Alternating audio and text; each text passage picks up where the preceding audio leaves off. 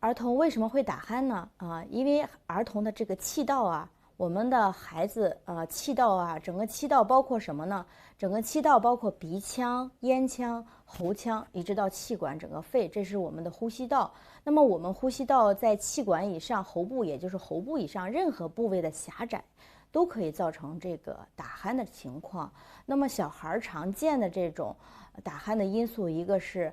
口咽腔的这种扁桃体肥大啊，鼻咽腔的腺样体肥大啊，鼻腔的有慢性的鼻炎啊，或者说正处于一个感染期啊，下鼻甲肥大啊，鼻塞的这种状况，它就肯定会出现这种打鼾的情况了。